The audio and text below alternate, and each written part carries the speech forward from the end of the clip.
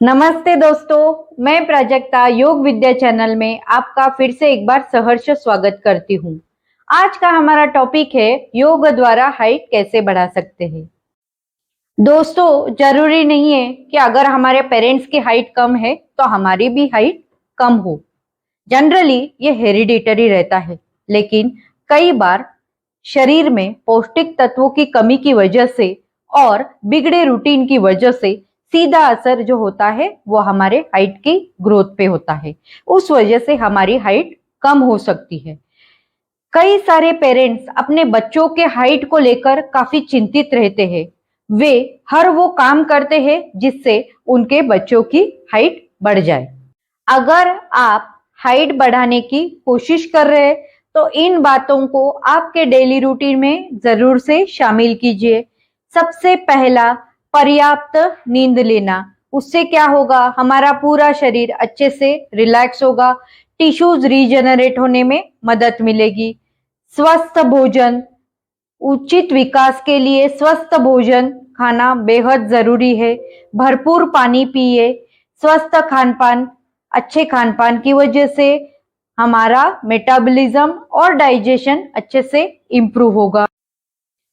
ये बातों को ध्यान में रखने के बाद आज हम आपको जो योगासन दिखाएंगे उसे नियमित रूप से और सही तरीके से आप करोगे तो आपके ग्रोथ हार्मोन्स का सिक्रीशन बढ़ेगा और नेचुरली आपकी हाइट बढ़ने में मदद होगी। दूसरा क्या होगा, अच्छे सेल्स ग्रो होंगे, तनाव कम होगा। आसन करने की वजह से स्पाइन में, हाथों में, पाँव में अच्छे से स्ट्रेचिंग होगी, वहां पे अच्छा ब्लड सर्कुलेशन होगा। सबसे पहले आसन करने वाले हैं ताड़ासन। इसे कैसे करना है, दोनों पाँव को मिला के रखेंगे, कंधों को इस तरह से रोल बैक करते हुए हाथों को अच्छे से नीचे की तरफ खींचना है। ये हो गई हमारी समस्थिति। इससे क्या होता है, होल बॉडी एक्टिवेट होता है। अब सांस लेते हुए धीरे से दोनों हाथों को ऊपर की ओर लेके जाएंगे।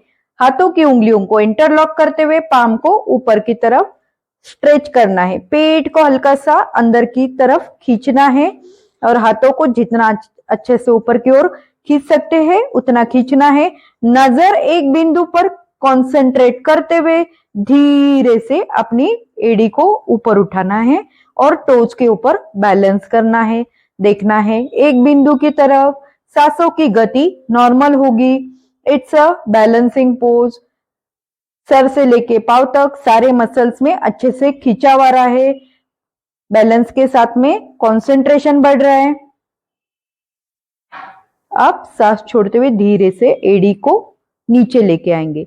इस आसन का अभ्यास आप दिन में 15 से 20 बार आराम से होल्डिंग के साथ करेंगे। अब हमारा दूसरा आसन है वृक्षासन, अर्ध वृक्षासन।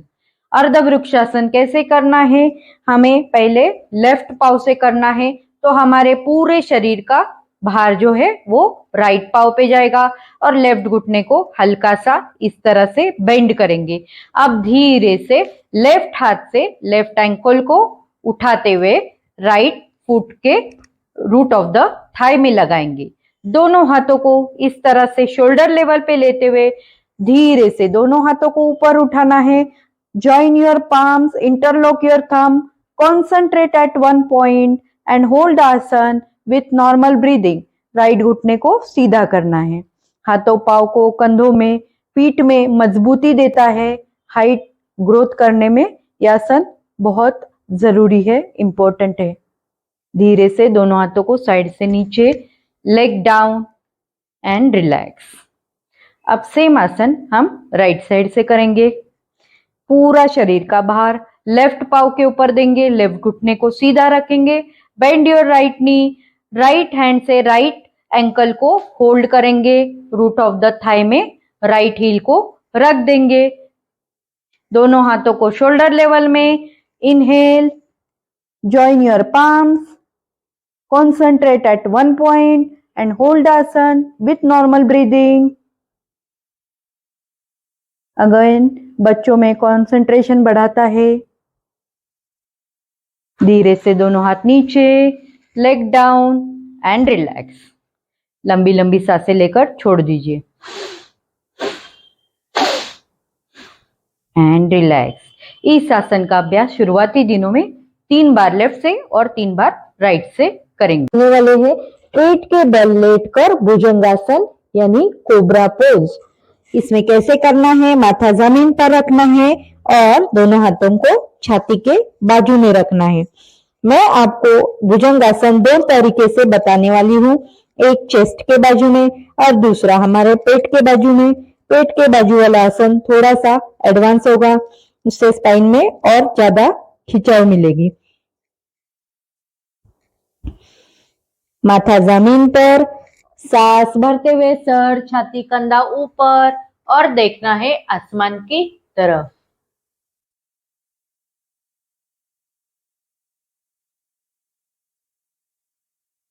आसन को रिलीज करते समय कोहनियों को साइड में फैलाते हुए पेट, छाती, कंधा और माथा जमीन पर एंड रिलैक्स। कभी भी एक आसन से दूसरे आसन में जाने के पहले पूरी तरीके से ब्रीदिंग को नॉर्मल करना है और फिर उसका अगले आसन का अभ्यास करना है। इस आसन को आप कम से कम 5 बार करिए। पेट हमेशा खाली होना चाहिए। अब हम करेंगे दोनों हाथों को पेट के बाजू में, एग्जैक्टली नाभि के बाजू में दोनों हाथों को रखेंगे। पाँव में 1 फीट का अंतर। सांस भरते हुए सर, छाती, कंधा ऊपर और देखना है सीलिंग की तरफ।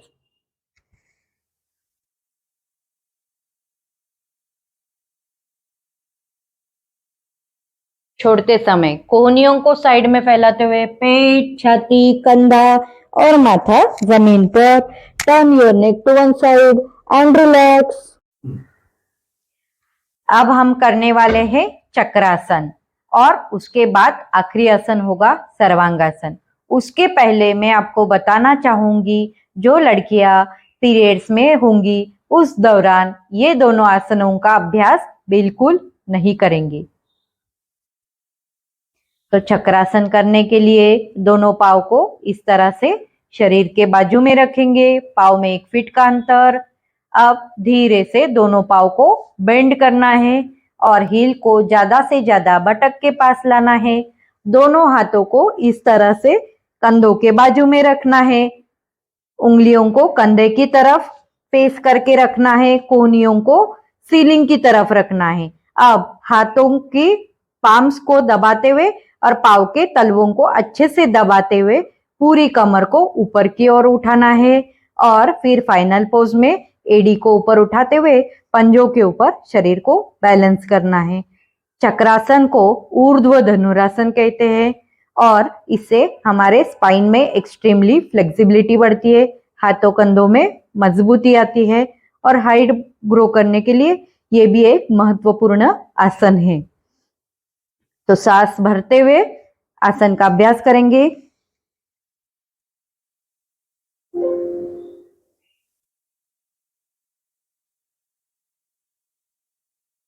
आसन को छोड़ते समय धीरे धीरे बैक ऑफ द हेड को पहले जमीन पे टच करना है, फिर कंधों को, फिर धीरे से पीठ, कमर and release your hands, straighten your legs and relax.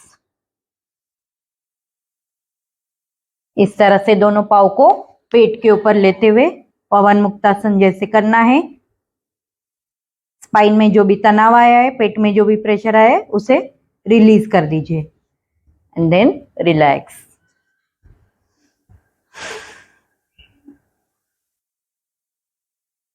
दोस्तों, अब हमारा आखिरी आसन है sarvangasana. Sarvangasana is a mother of all asanas. क्यों ऐसा कहते हैं? क्योंकि जिस तरह से माता अपने बच्चों के शरीर के डेवलपमेंट के लिए नरिशमेंट का काम करती है, उसी तरह से सर्वांगासन भी हमारे शरीर के ग्रंथियों पर और ऑर्गन्स पे नरिशमेंट का काम करता है। ये आसन में बहुत अच्छे से ब्लड सर्कुलेशन होता है और कंसंट्रेशन बढ़ता है। अब आसन को कैसे करना है दोनों पाँव को इस तरह से मिला के रखेंगे, हाथ को शरीर के बाजू में रखेंगे। अब सांस भरते हुए धीरे से दोनों पाँव को इस तरह से 90 डिग्री अप रखेंगे, पाँव घुटने में से सीधे रहेंगे। अब धीरे से दोनों पाँव को सर के ओर लेके जाना है अर्ध हलासन में, और फिर दोनों हाथों से लोअर बैक से अपर बैक को सपोर्ट देते हुए पूरे पाँव को ऊपर की ओर रखना है और कंधों के ऊपर हमारे शरीर का बैलेंस करेंगे।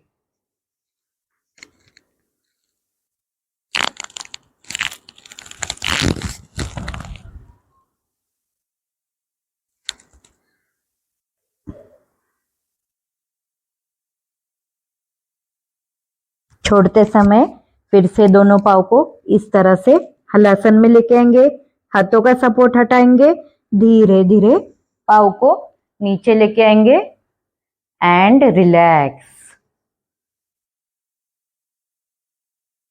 इसका अभ्यास सिर्फ 1 या 2 बार ही शुरुआती दिनों में करिए, फिर प्रैक्टिस के साथ होल्ड करने की कोशिश करिए। दोस्तों, सर्वांगासन से हमारे नेक पे एक्सट्रीमली प्रेशर आता है जब हम होल्ड करते हैं तब। अभी मैंने ज्यादा देर होल्ड नहीं किया था, लेकिन आसन को होल्डिंग के साथ करेंगे तभी इसका अच्छा परिणाम मिलेगा। तो जरूर से सर्वांगासन करने के बाद हमें मत्स्यासन करना बेहद जरूरी है। तो कैसे करना है मत्स्यासन? दोनों पाँव मिला के रखेंगे, कोहनी के ऊपर आएंगे और अपना टॉप ऑफ द हेड यानी क्राउन को जमीन पर टच करना है, चेस्ट को उठा के रखना है।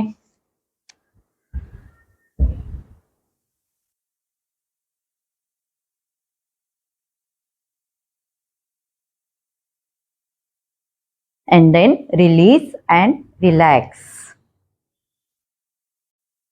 दोस्तों, इस तरह से हमारे सारे आसनों का अभ्यास पूरा हो चुका है। तो आपको क्या करना है, नियमित रूप से इसे सही तरीके से होल्डिंग के साथ में करना है, तभी आपको सही से अच्छा परिणाम मिलेगा। तो अब आपको क्या करना है, चैनल को लाइक, शेयर एंड सब्सक्राइब करना है। धन्यवाद।